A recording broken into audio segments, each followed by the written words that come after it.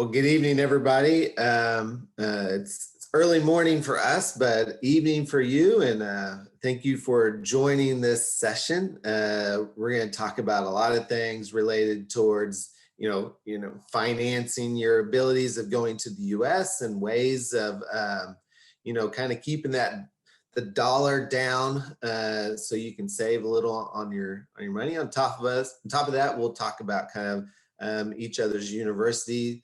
And then we'll leave it open for Q&A. Anytime you have a question or anything, feel free to just jump on in, type it on in. But do know at the very end, we'll kind of leave it open for you to ask and we'll kind of answer your questions then. But feel free to go ahead and write it in as we're going along. And so this topic's basically establishing a money tree. If you're familiar with the term money tree, that basically money doesn't grow on trees.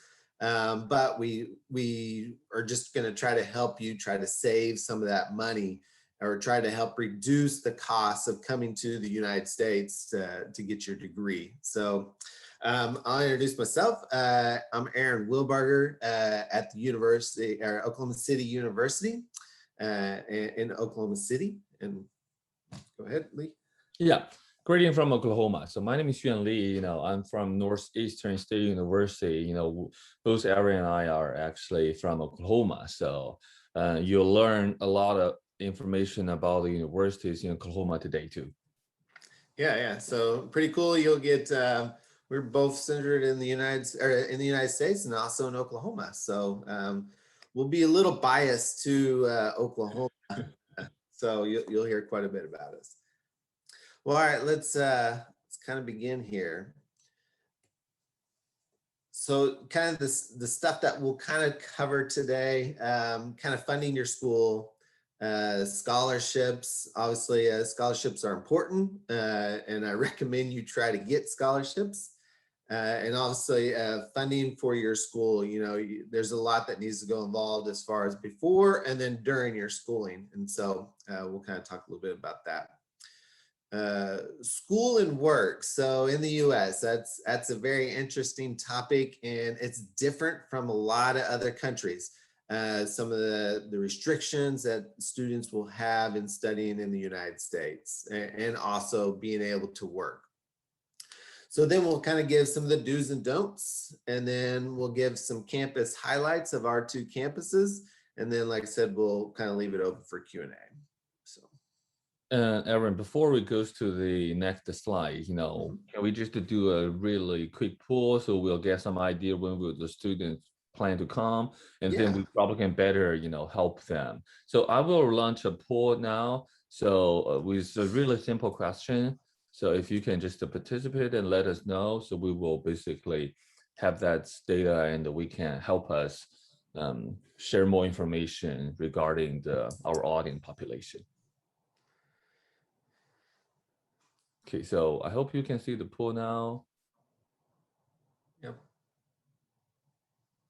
Didn't see anyone vote yet. Okay, great. We have one. Yeah. Great. So I saw someone voted later next year, 2020. Yeah, that will give us an idea, what information we can better help you. And also, thank you for your participants. And I'll end the poll now so everyone can continue.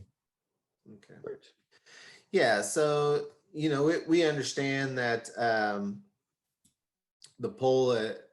One thing that we're trying to get is trying to get a grasp of like, when are you kind of wanting to study? There are some students that are eagerly wanting to find ways into the United States to start their studies. Obviously, travel is going to be hard. And so some of these polls are pretty good for us to know, like, hey, like when's the possibility, and that can also tell us, forecast out by saying, okay, this is what's going to be happening, or how the university is going to be operating, whether online, in person, stuff like that. So, all right, Lee, I'll let you. Okay. So first, I'm going to talk a little about how to finding for schools. So in our area, we feel like when students are looking for universities, and on the money side, you need to look into two parts. First is about your tuition fees, which is about, how much money you need to pay on your academic side. That usually including the tuition fees and booking supplies and health insurance. And one of the recommendation we want to let you know is you have to always looking for the schools without scholarship option. So what that mean is, some of the schools you offer scholarship yearly. So basically you are awarded this amount of scholarship for the next coming year. But that means in the year after, you might lose that scholarship or that amount might change. So when you are looking at the schools based on the scholarship they provide and also everything else calculate together, you might put yourself into a situation. What if the year after you didn't get that much amount of scholarship? For example, if the first year got 5,000, the second year got 2,000, and then whether you can pay that $3,000 indifferent. So that's the reason when you are looking for the university, we recommend you to looking for the schools first without the scholarship option. So that means, regardless whether you got any or not, you can still afford to study and live here. And in addition to the tuition fees, you also have to consider your living expense. The living expense usually including the dorm or, either if you live on campus, it does include in the dorm and meal plan. If you live off campus, you have to thinking about the rent and also, your everyday needs and your cost of, food and the personal item, clothes. And also, when you are here in the US, sometimes you have to put in the travel in consideration too. What will you do during the breaks? The breaks, I mean, in US, we have spring break, which usually in the month of March. Fall, it's about a week. And the fall break, you have 3-4 days. And then the longest one is the summer break. So what will you do, whether you're going to travel anywhere or not? On the work side, we'll cover it a little bit later. And also depends on the city, where your school locates. You have to consider about transportation, whether you need to buy a car or, they have the dorm on campus.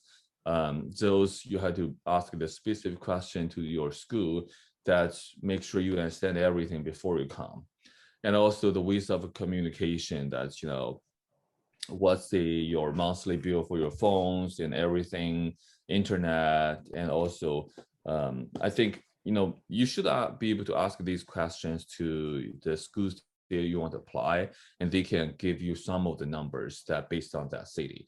So don't automatically consider like in US the cost will be the same, especially West Coast, East Coast. When you talk about California, New York, and you compare with Oklahoma, it's going to be a lot less here. For example, like in Oklahoma, I think our living expense is among the lowest in the nation. Our like 2-bedroom apartment rent is about $600 per month, so $600 to $800 per month, which it can easily go up to $2,000 to $2,500 in California or New York. So that is one more thing you need to consider, whether the living expense will be a large portion of your expense when you are studying in US. Erin, feel free to chip in if you have any. Yeah, that's right. I mean, you're going to see. I mean, the U.S. is large, as you may know, and so the distortion between pricing can get very, very wide within state to state. So some states, like what we were talking about on the East Coast, even the West Coast, can get very, very high in the cost of living. So one thing about this is obviously looking at your tuition and then also looking at your living expenses, because there's two parts to that really that you will have to consider. All right, so several things that we'll talk about with the funding and scholarships, and this one's mostly about scholarships, is there are different types of scholarships, and these are some things that you might want to be looking into. Is not every scholarship is the same price, not every scholarship is equal.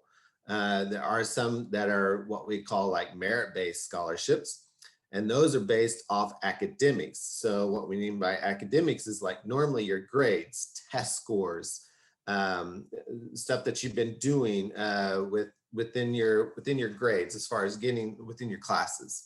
So GPA, you guys may not have the exact same GPA as we do here in the US, but most schools can figure that out for you and base a scholarship based off your GPA. Also with your test scores, some schools will require SAT and ACT, or the English proficiency could also, one of those tests, like a TOEFL test or an IELTS test, or even Duolingo now test. Those can be incorporated into a merit-based scholarship, and that can be determined based off how they do things, the type of scholarship, the amount of scholarship that you get. There's also your governmental scholarships. The US government has some scholarships that they do through like a Fulbright type scholarships.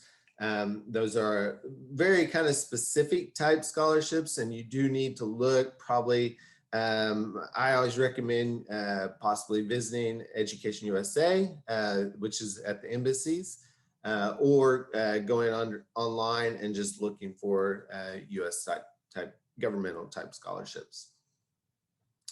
There are also country-based scholarships. So many times your home country may have a scholarship, especially if it's for a specific type major or for a bachelor's or a master's or a doctoral type program. Your country may just be providing some type of scholarship. So it's always worth, whether or not they have one or not, it's always worth good to ask or try to look and see. And then there's also your discount scholarships. Some schools may do what's called like a tuition reduction. So it's a form of a scholarship, but what they've done is they basically just reduce the dollar amount per class. So there are some schools that will do that. My particular school does that. Then there are, okay, so determining which school is best for you. This goes back to when you're trying to look, how we're talking about, look at when you're splitting up your tuition and whatnot towards your basically living expenses. So look for positive and negatives towards your school, to each school. So what I mean by that is basically saying, okay, this particular school has my major and this particular school has a major. So you're looking at two schools, both of them have your majors. That's positive, right? Some of the negatives could be like, well, this school is, I'll have to buy transportation, or I'll have to get a car or something like that to travel around, where this school, I may not. Also, tuition is higher here towards there. And then like we were talking about, sometimes scholarship is less, or sometimes scholarship could be more. But you need to weigh in on what about your tuitions and whatnot. Some things are also, some people prefer large size schools versus small schools. So that's something to kind of look into also. So the cost of living in that area, that's a big point, because that's going to dictate your tuition. It's also going to dictate like your living expenses. So a lot of times you'll see, big cities, and I'm not going to pick on big cities, but if we look at like Seattle or Los Angeles or something like that, or even in New York City, they're going to have great schools, awesome schools. The cost of living there is super high. So tuition actually goes up a little bit. And then also your cost of living could go way up. And so that's going to be a factor for you to actually get your education. So it's not just the tuition, it's a lot about where you're living too. And then, like I was saying, you want to make sure you're picking a program that's based upon your career. You are your own person. And I know mom and dad or family members may say, hey, you need to be an engineer. Well, if you're not very good at science and mathematics, then that may not be the career for you. Even though that's a good, lucrative career, may just not be it. And you don't want to go to the US, spend a lot of money, ultimately not to really be that successful, within your classes. So make sure you're picking a career path that fits what you're wanting to do, and also the degree. Make sure that school has that, right? So that's one thing to be looking at. And then if you are a transfer student, so let's say you're already starting your schooling, many students, graduated last year, couldn't go anywhere. So now they're moving forward by studying within your home country. That's fine. That's great. I maximize your transfer credits. So look for a school that's willing to accept your credits of what you've done and make sure those actually do come in. Because there's a lot of schools that say, yeah, you can transfer your records to us, but they're not going to take the place of some classes. So you do want to make sure when you're hearing schools talk about, yeah, we'll transfer your record and we'll take your classes, but you want to make sure that class equals the class here. So maximize your transfer credits. Yeah, so for I want to go back for a little bit about that part. Yeah, that's fine. So one thing I want to add on the scholarship part is I know that we're going to cover for the graduate assistantship. So if you are a student who are seeking a master degree, graduate program in US, always ask for the graduate assistant program because that will help you a lot. Because I myself, as an international student 10 years ago, I got a graduate assistantship, which make me like hardly pay anything on my tuition. And we'll cover that in the next slide too, but I just want to mention about scholarship. And about the transfer student, I don't know how many of you are actually are a bachelor students in your home country, but do talk to us about how can you transfer your credit here, because that will save you a lot of time and money. Okay, next we're gonna do the funding and the scholarships. Yeah. You want to do it real quick? Yes, I can do it really quick. So when you are comparing programs towards the schools, there are something you really need to consider. We put ranking here, but I also want you to know that in US, we have about 4 to 5,000 universities in US, accredited university. I'm not talking about those universities that are really fishy and you probably don't want to go. But within those 4 or 5,000 universities in US, they only list about top 300 or top 200 universities on the ranking. So which means those schools on the ranking are really outstanding, but that also means there are a lot of universities like Aaron's University and my university are good university, but just not on the top 300. So when you are looking for schools, definitely think about ranking, but also talk to your university representative. Ask, okay, so can you tell me a little bit about your school and what is the best program and why I need to be there? So feel free to ask them because they want to let you know all the information to help you make that determination. And also you want to think about what's the internship opportunities, not only the internship opportunity while you are during your study, also after, what the job market looks like in that state, or especially what's the other international state after the graduate from that school. And also, you also want to look at the job placement after graduation. I think both Aaron's school and my school have a really high number of job placements, which means, you can find a job a lot easier than the other schools that probably have a lower placement rate. Quality of teaching. I think that one you really need to put into consideration, because when you are considered larger schools than the smaller institutions, that is what is going to play really, good, important role there. For example, if you go to a school that have about 5,000 international students, and every class you go to is going to be about 40, 50 students, and one faculty member probably cannot focus on each of those 40 and 50 individual students, but come to a school like us, we only have about 15 or 13, 18 students in one class. That means you will get more focus on by the professor, and also you will have your opportunity to ask questions and have that personal connections with that professor. And also time spent getting that degree, whether some schools may give you a faster track that you might be able to finish your bachelor degrees in 3 years or 3.5, and they might provide the opportunity for bachelor and master's program together, like ADP program. I think Aaron's in our school all have that, so that will save you time and money for you to get a degree or 2 degrees. And also you want to think about the part-time jobs on campus. Many departments hire international students, especially our, I know that our office and in our school, we have a parking office, major, hire a lot of international students. And there might be some scholarship provided for you to work on campus. And when you can do CPT and OPT, and that can be paid internships. So I believe that we're going to cover some of this in the later time. And before we go to the next slide, we have 3 polls and we finished one, so I want to do the next one. So what do you plan to study? I'll have the poll running for about 1 minute. Yeah, well, I want to also kind of talk about a little bit what Lee was talking about is with the rankings.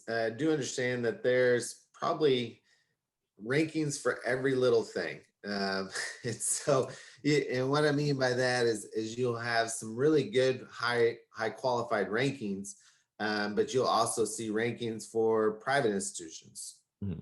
Institutions, Southwest, Northwest, East, West, all throughout the United States, different regional areas. And then you even have rankings for specific type programs. So do understand when you are looking at rankings, those are great. Obviously, those are awesome schools, but there are a number of things that schools can offer that are just as highly ranked, or they're up there within the same type programs. They just may not be ranked within that particular poll that you're looking at. So, okay, great. We saw some, thank you for your participation. And one thing I want to mention is if you are consider studying medicine or medical area, Oklahoma will be one of your good choice. Because that area actually are in huge needs now. And also we have a lot of schools have great programs. So definitely consider to come to Oklahoma. And also because when you are studying medicine, that a lot of programs require residency after, you finish your courses. And Oklahoma is one of the states that are super friendly to the international student, help you place you into some of the schools or hospitals doing your internship. So I'm glad to see people that want to study medicine. Actually, that's my background too. So that's. Yeah, and also with medicines, you'll see that you'll see in other states, a lot of students are on wait lists to get into their particular programs. In Oklahoma, you'll find most of our universities don't have wait lists to get into their medical programs. So, but you will find that in several states. So when you are looking at a particular school and you're in the medicine field, be careful about that because you be on the wait list. And also we have business, I'm pretty sure that we have most of the business majors, fine arts and science. Yeah. So, and Arian and I will be on the fair, in our booths later. So feel free to stop by and talk to us. That's right. Yeah.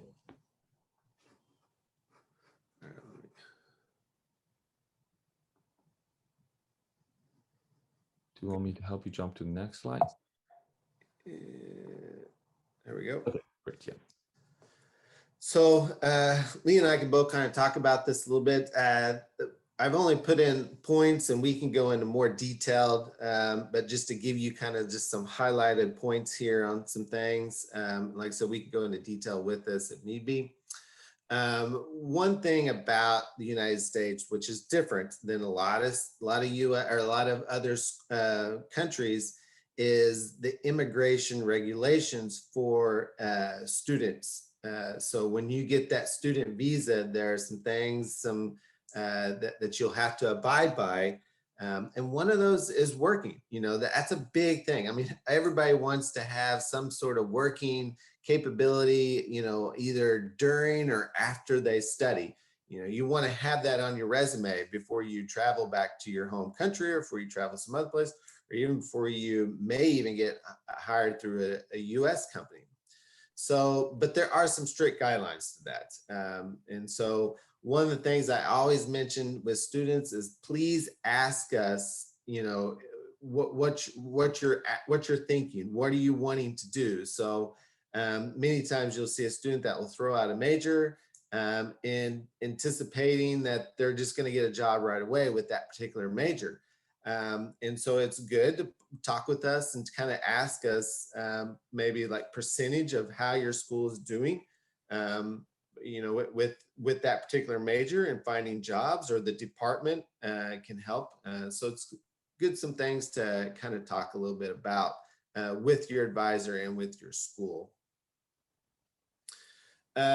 So students, one of the big things about this, so I'll just throw it out there and then let you kind of ponder about this. But in the United States, if you have a student visa, technically you cannot work off campus, right, while you're studying. Now, the United States, that there are some restrictions for students to work off campus while they're studying, but it's extremely limited, and it's very most likely you don't qualify for that. I'll say it that way. It's very difficult for that. Now, with that said, the United States does allow some students to do what we call internships. And that's what Lee was talking about with CPT. That's just kind of the abbreviation for it, and OPT. You don't have to worry about the abbreviations right now. But with that, the United States does allow students to take part in internships. Now, even that's even kind of limited on like the number you can do and how long you can do it, stuff like that. But that is for you. And then there's an option after you graduate, in which you can find work or so-called internship for a particular year based upon your major.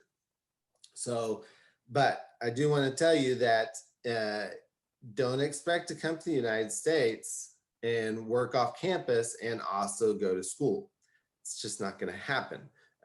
It's first of all, it's illegal for you to possibly do that unless you approve through immigration. So, and Lee, you can chime in anytime. Yeah, so we also have a Q&A question, I think, falls under this category. So we probably want to take the opportunity just to briefly talk about that. So we saw someone ask, what happened if I don't have enough money to pay for the tuition halfway through the bachelor degree?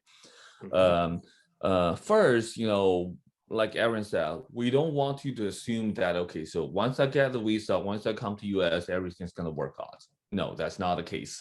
So if you don't have a family supporting, if you feel like, after I go there, I can work, I can go to church, I can get some money donating from the other people, and I can work it through, that's not the case. So basically what we want you, when you are consider study in US or, any country, I think now, you had to probably think about how much money your family can help you.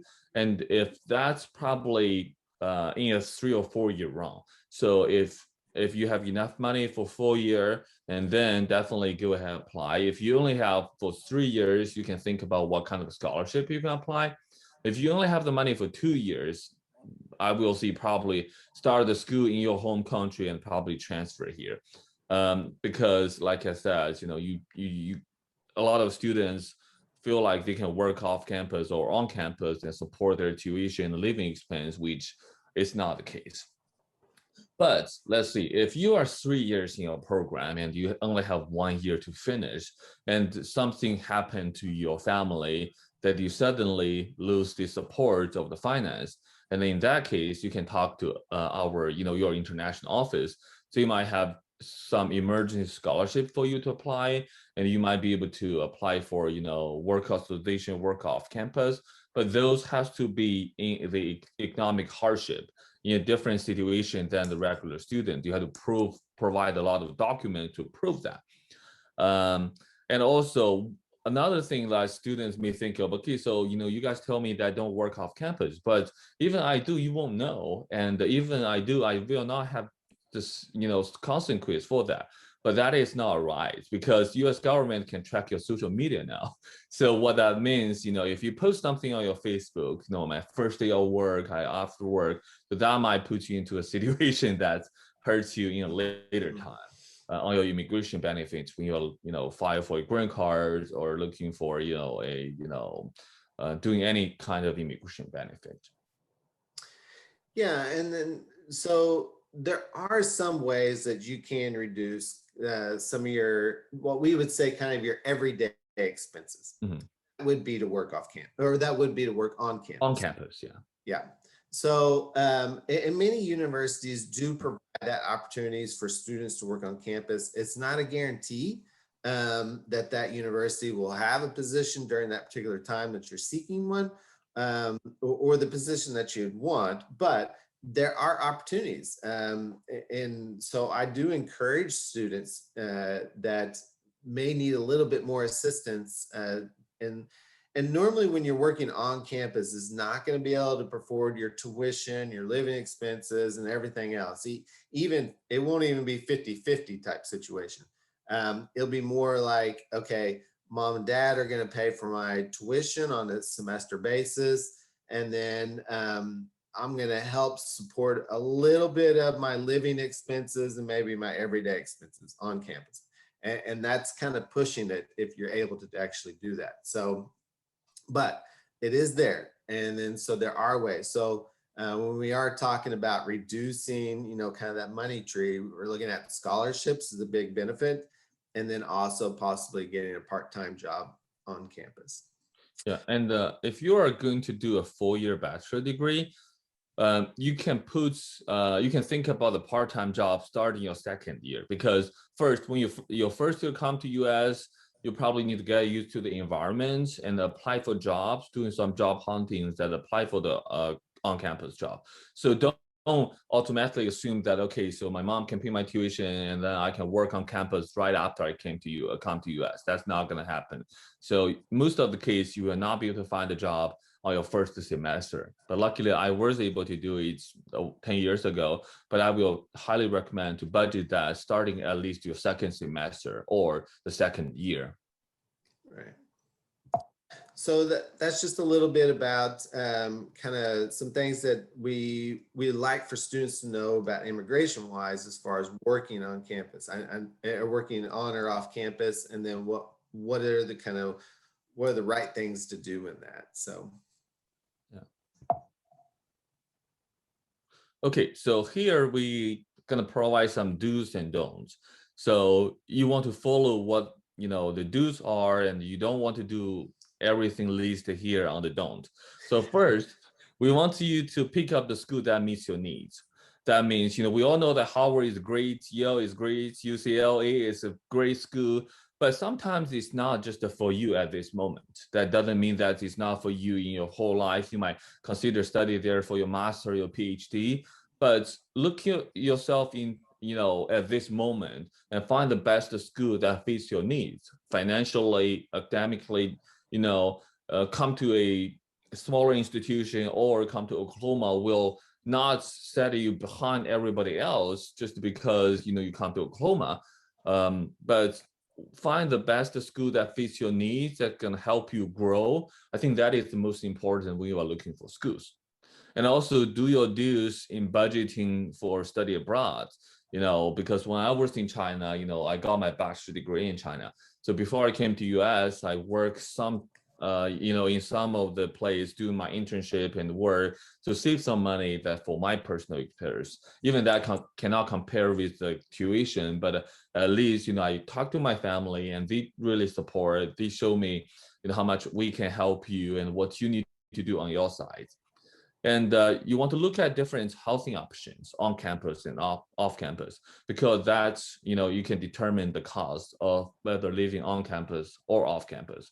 I want to point out some school might offer some scholarship for students who live on campus, like our university do. So we will be able to help you, provide you some scholarship if you choose to live on campus. And also, we highly recommend students the first year to live on campus, just because that way you can know the community a little bit better. And also, you will be able to have that campus life opportunities. You want to create with your sponsor a semester by semester transfer of money. You don't need to pay all those 4-year tuition at once. And so you just need to pay that tuition for that semester you study. So that will help you too. So because, in addition to it, compare with puts $50,000 out of pocket at once, you can pay probably $5,000 a semester or $6,000 per semester. and also work on internship and other career-related events to boost your professional experience. That is super expensive, important too, because after you graduate, when you're looking for a job, what company will look at it is not only your GPA, but also your resume as a whole, what you did during your study, whether you have any of kind of work experience, volunteer experience, definitely your GPA, scholarship, anything there that you can put yourself among the, put yourself in a better situation compared to the other applicants. Those are what you need to do.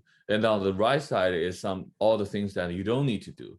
Like, don't pick an institution because of others. Like, for example, some people see that, you don't come here because it's not a good school. Because we don't know that school. A lot of people that they don't realize in US, like I mentioned, we have 4,000 universities. And also, you can ask anybody around you that name the university they know that from US. I bet you they might can only name up to 20.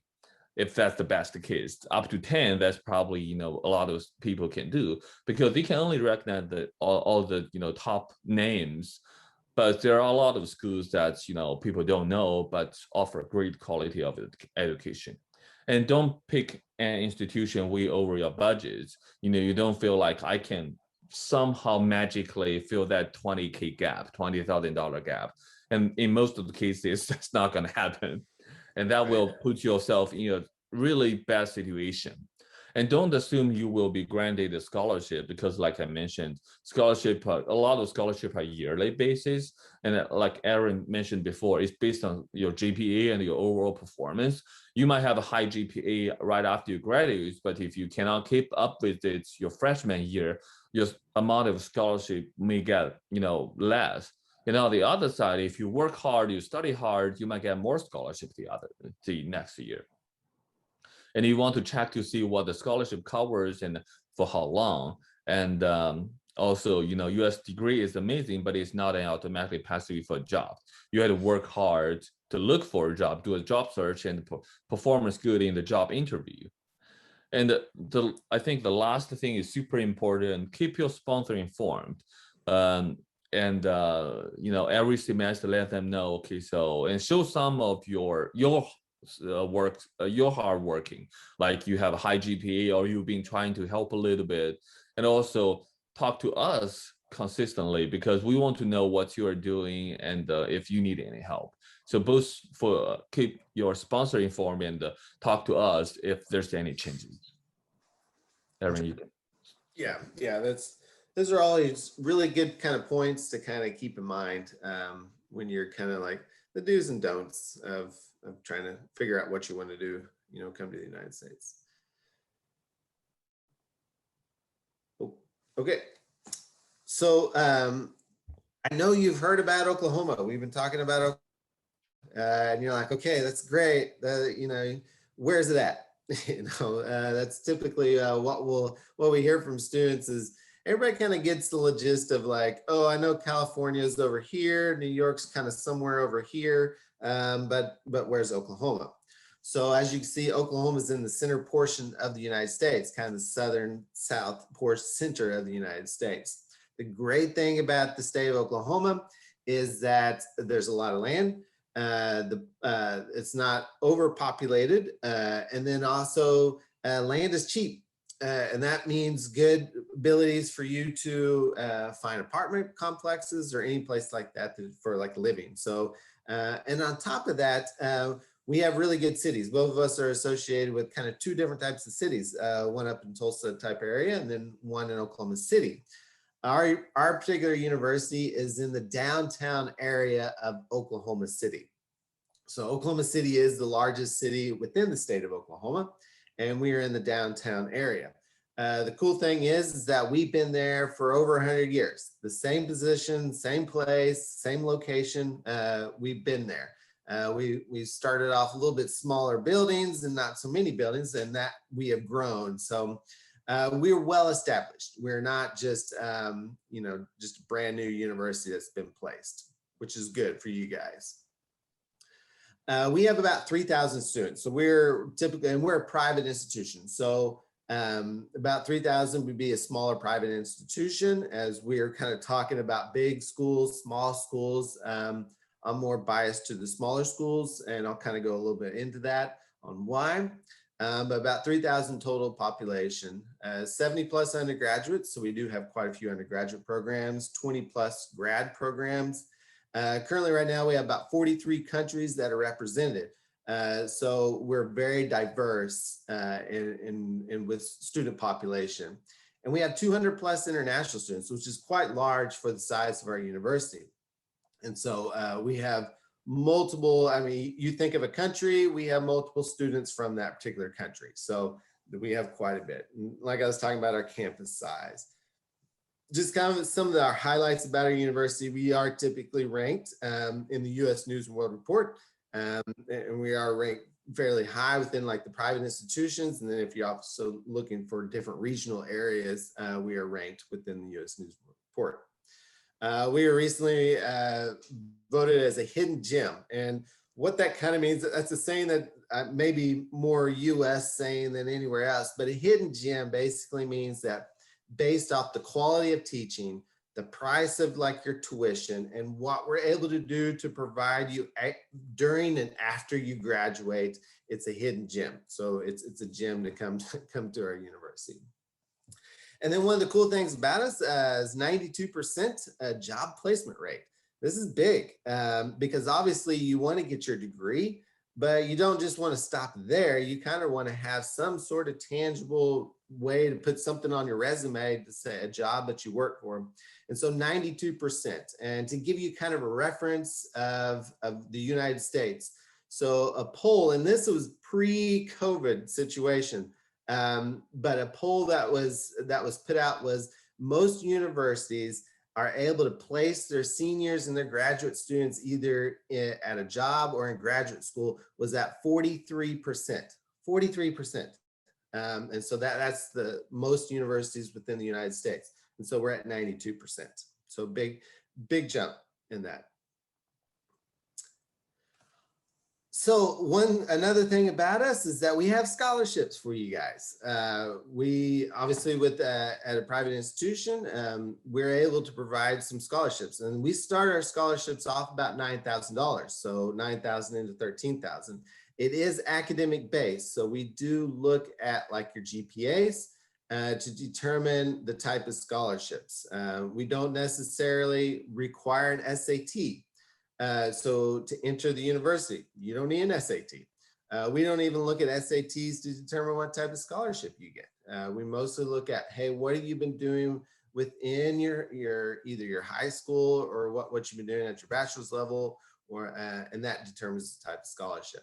We also have athletic and talent scholarships. So what I mean by that is if you're obviously an athletic, if you play a sport, we have scholarships for that. And then talent scholarships is based off like if you're a fine arts major, like if you're an instrument or dance or someone with musical talent, we have scholarships for that. So we like I said, we do have a lot of affordable on campus. So we have a campus that actually has has dormitories on its campus. So you're not having to travel from one building to the next or your apartment complex to get on campus. We actually have availability for you to live on campus, and we are one of the few that have that. And so within the downtown area.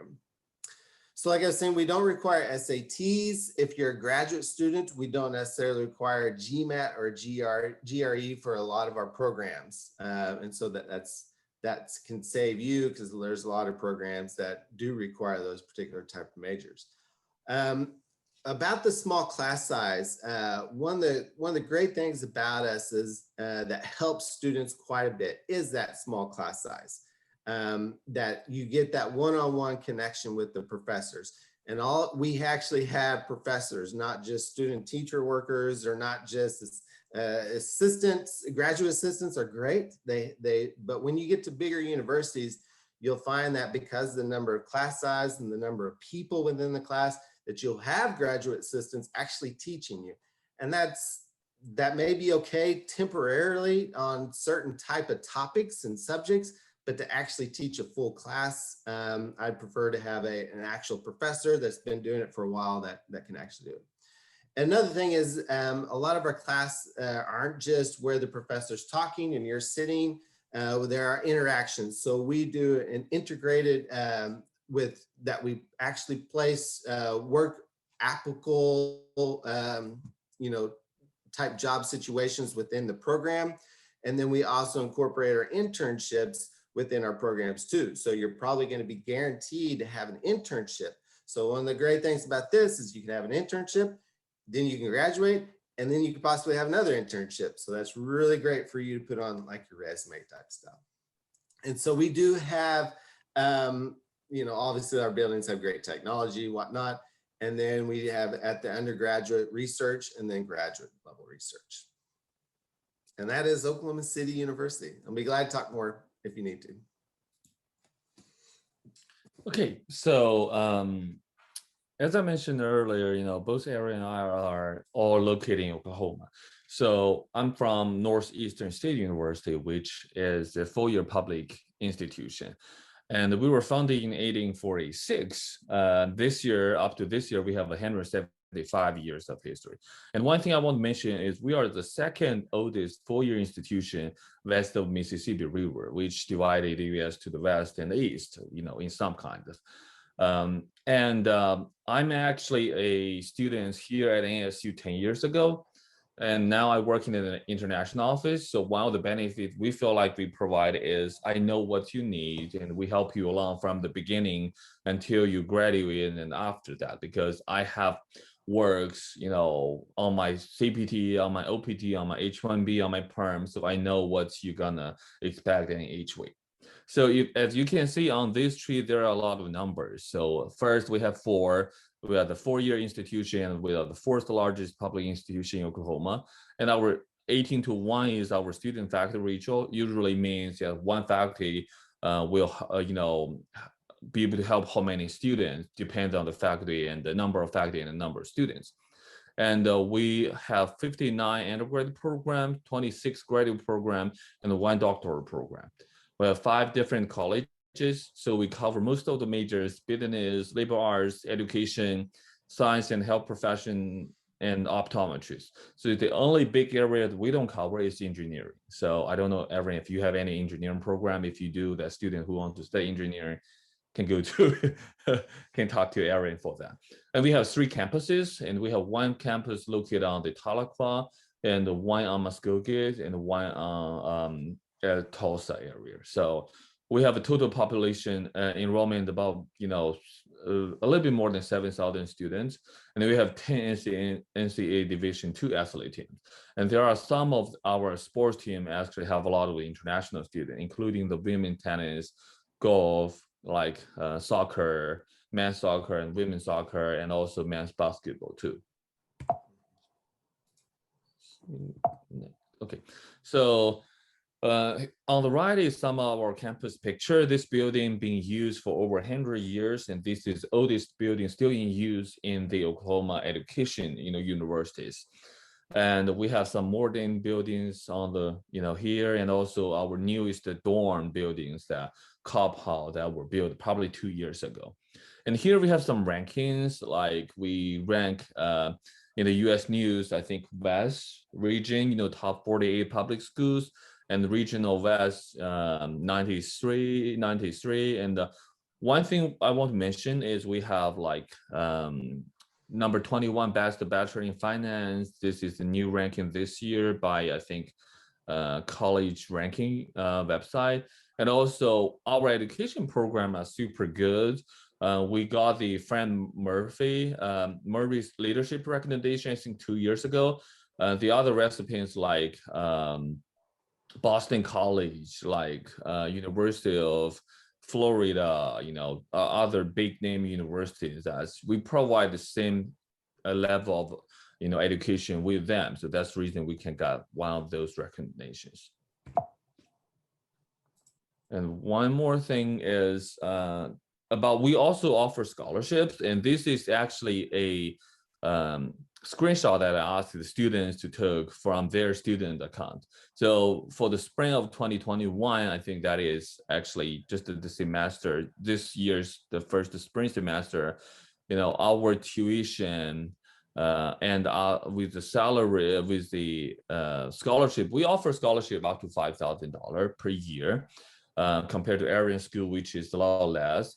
But our tuition is less than the private because we are public institution, area is a private institution. So after the tuition, we offer a really great cost for students to attend. And this is like the students are taking about 18 credit hours, and they have total about 9,000 tuition, and we offer 2,000 scholarships for that semester.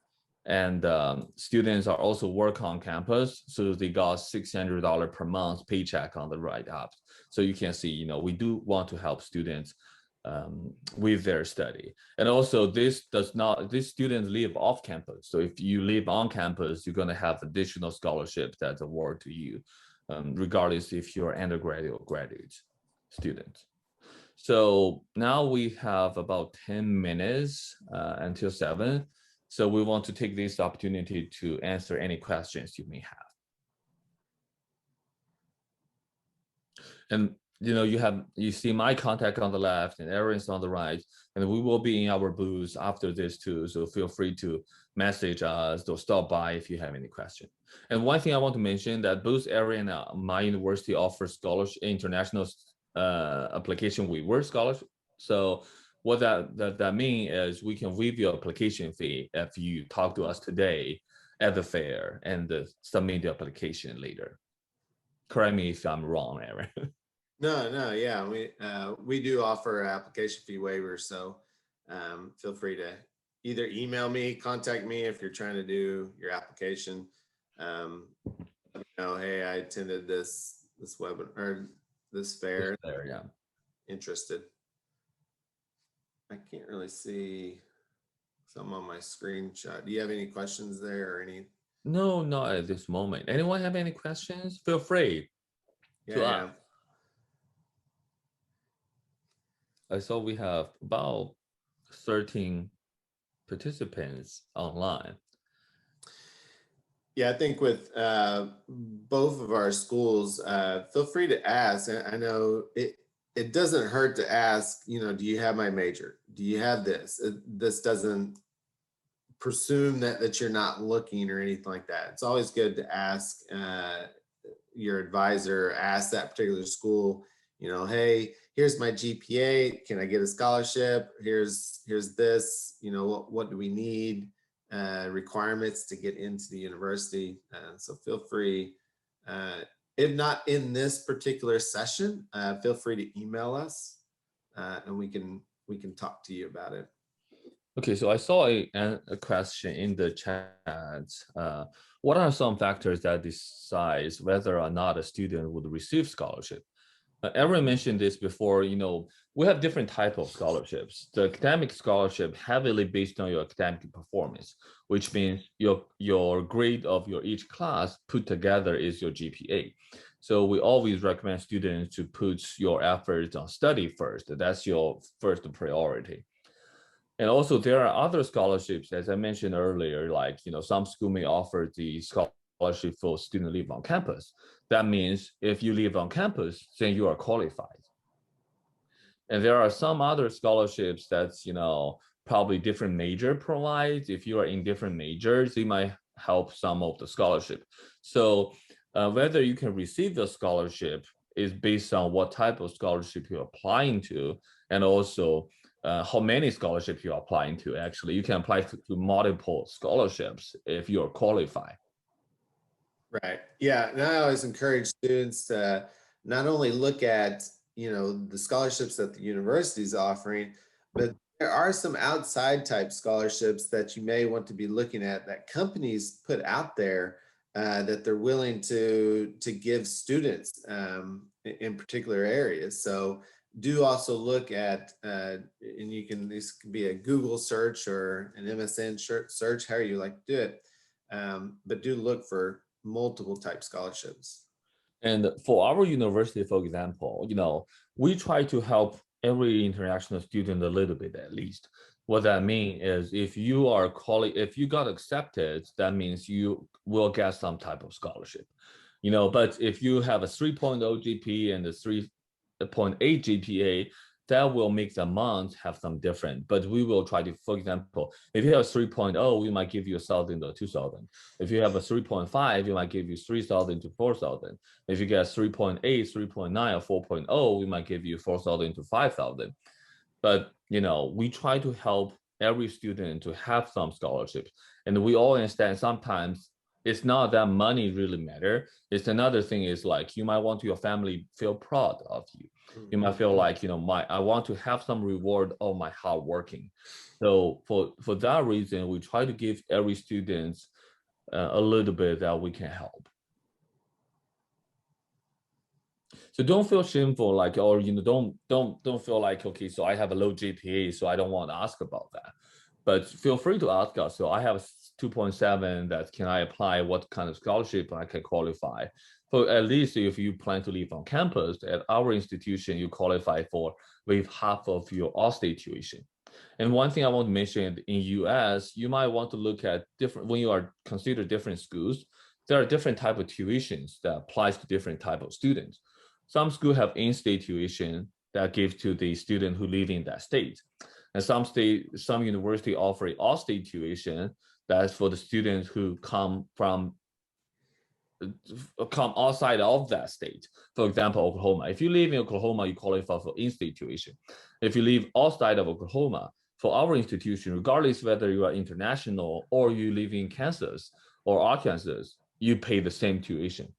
So some schools offer, charge different international student tuition on top of the all-state tuition. Some universities have only one, all-state. Some universities have all-state and international with different amount. So you might look into details.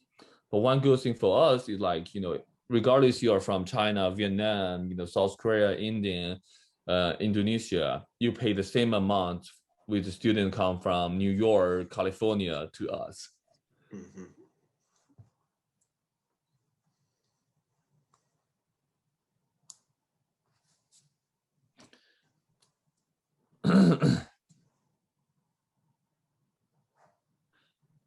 Aaron, you want to do the other question? There's one more for the GPA. If we have one last poll. Oh yeah, we can do the one last poll while you are. There's one question there. Oh, I can't really. Perfect. We will, sorry, just to butt in here. We're just about 2 minutes away from being out of time. So let's do that last question from the attendee, and then maybe that last Zoom question. Okay. So the last question, Aaron, if you cannot see it, I got a 3.0 GPA. What type of scholarship can I apply for? Can I take business major with it? Aaron, if you want to answer that. Yeah, so at Oklahoma City University, we do have that physics that you're kind of looking for. I'm assuming maybe engineering of some sorts, probably within that. But we do have a physics program and also business. Sorry, it's not physics, but business. Oh, business. Yeah. Okay, even better. We definitely have that for you. 3.0 GPA that does qualify you for a scholarship. Like we were saying, our scholarships at 3.0 starts you off at 9,000. And so you basically automatically, we can look at the GPA, but that would start you off with scholarship opportunities. And then on top of that, we do have scholarships for housing, specifically just for housing. And then we have some scholarships for like books and supplies and stuff like that. So you can, what we call stackable scholarships. So you can keep stacking scholarships on top of that. But yes, at Oklahoma City, for short, you please apply because we do have scholarships for you. Yeah, at ASU, you can apply for the international student scholarship too. So based on GPA 3.0, you might qualify for 2,000 to 3,000 annual scholarship. But also our tuition is really affordable too. So we are looking at about $6,000 per semester. And if you get 1,000 or 2,000 scholarship on top of that, your out-of-pocket money will be less. And also, if you plan to live on campus, that will give you another, probably $1,500 each semester too. So I think stop by our booth later and ask us about the cost of attends, for different majors. And with the business, I think Booth area and my university have a lot of options like supply chain, which is super popular, business analytic, data analytic, management, marketing, accounting, international business, financial support, all of those. So I think we all cover most of the areas in business. So stop by our booth later. Yep. Thank you so much to our two presenters today. You can check out both the Northeast State University and Oklahoma City University booths in the exhibit hall today for the next couple hours. And thank you to our presenters for all the amazing knowledge. It was so helpful. Have a good one, everyone. You too. Thank you, Marco. Bye. Yep. Thank Thank you, you guys Aaron. for attending. See you guys. See you, Aaron. Bye.